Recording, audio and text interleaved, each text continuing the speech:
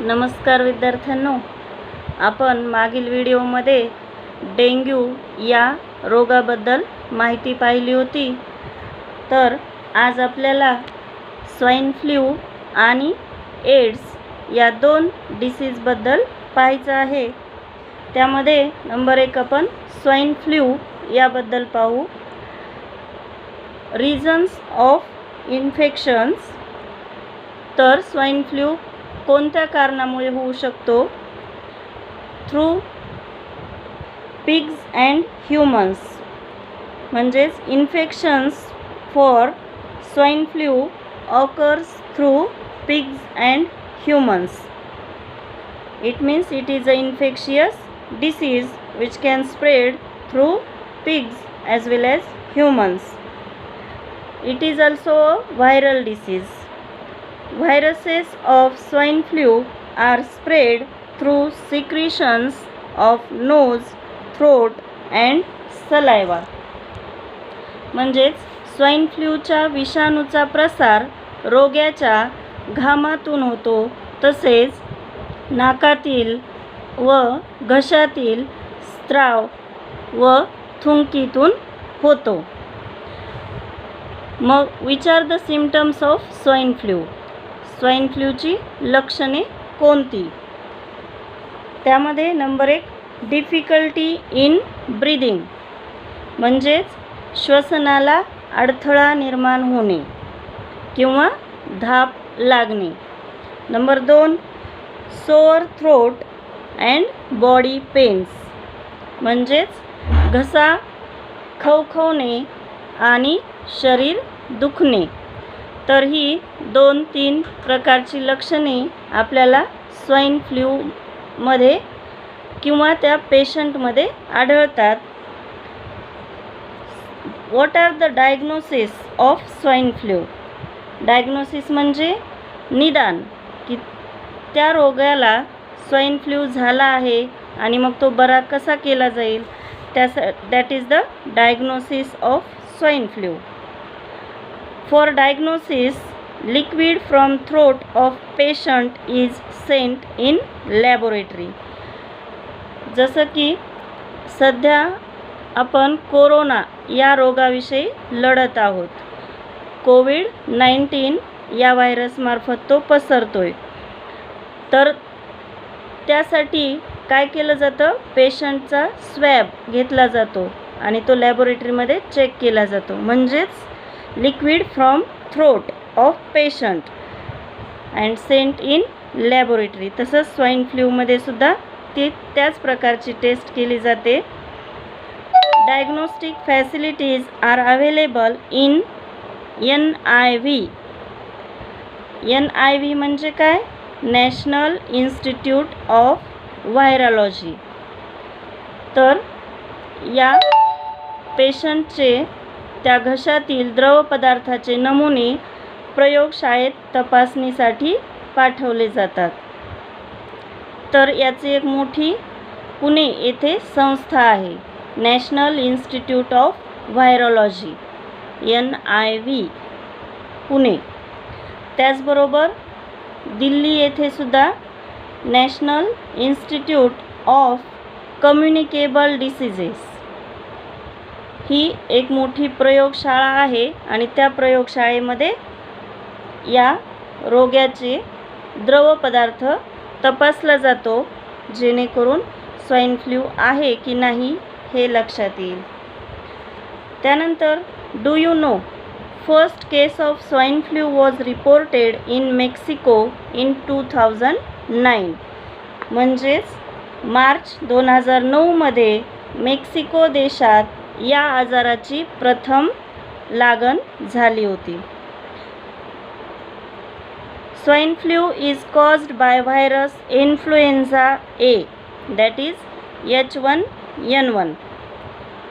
म्हणजेच swine flu influenza A H1N1 या विषाणूमुळे हा रोग होतो. Persons who come in contact with pigs can contract this disease. म्हणजेच हा रोग डुकरांमध्ये आढळणाऱ्या विषाणूमुळे होतो. डुकरांमध्ये वावरणाऱ्या व्यक्तीला या विषाणूची बाधा होऊ शकते. So this is all about swine flu.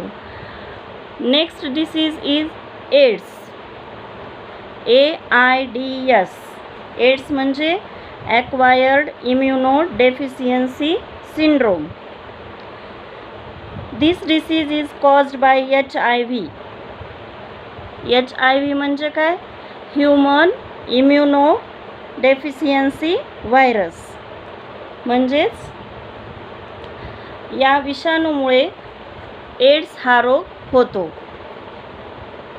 In this disease, victims suffer from various diseases due to weakening of natural immunity.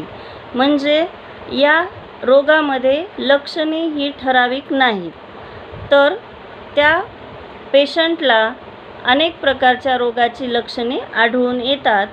त्याचं कारण म्हणजे त्याच्यामध्ये कमी असलेली रोगप्रतिकारशक्ती. Natural immunity is weakened when there is a attack of HIV. Then diagnosis of AIDS can be confirmed without test in medical laboratories. म्हणजेच वैद्यकीय प्रयोगशाळेत केलेल्या चाचणीत निष्पन्न झाल्याशिवाय एड्सचे निदान निश्चित करता येत नाही. मग त्यासाठी एक स्पेशल टेस्ट आहे. ELISA test is used for its proper diagnosis. ELISA म्हणजे Enzymes Linked Immunosorbent Assay. तर ही स्पेशल टेस्ट आहे ज्याद्वारे आपल्याला एड्स आहे की नाही त्या पर्सनला हे कळेल. Always remember, AIDS does not occur due to touching and sharing of food with HIV infected person or by nursing the HIV patient. म्हणजे HIV बाधित व्यक्तीला स्पर्श केल्याने किंवा त्याच्यासोबत जेवल्याने, HIV बाधित व्यक्तीची सेवा केल्याने एड्स होत नाही. तसंच our behavior with HIV infected person must be normal. म्हणजे एड्स झालेल्या व्यक्तीसोबत सर्वसामान्य व्यवहार असावा. म्हणजे एड्स हा बाय शेकिंग हँड किंवा the contact with person spread होत नाही. त्यामुळे आपण त्या रोग्यासोबत नॉर्मल बिहेवियर केलं पाहिजे. तर मग how to spread AIDS? AIDS हा that will spread by sexual contact as well as through blood. Do you know HIV was first reported in an African species of monkeys. म्हणजे आफ्रिकेतील एका खास प्रजातीच्या माकडात HIV विषाणू पहिल्यांदा सापडला. According to the National AIDS Control Program and UNAIDS, UNAIDS, 80 to 85% HIV infections in India occur through unsafe sexual contact. म्हणजेच national AIDS control programme आणि UNAIDS यांच्यानुसार भारतात 80 ते 85% संसर्ग असुरक्षित विषम लैंगिक संबंधातून पसरत आहेत. तर हे तुमच्या पुस्तकात दिलेल्या माहितीनुसार एड्सबद्दल आपण पाहिलं. त्याचबरोबर swine flu.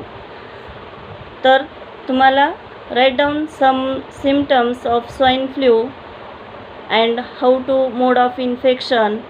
Then for the AIDS which is positive agent, which is the special test for AIDS, you have to write in your notebook. Read it carefully from your textbook. So today we stop here. Okay.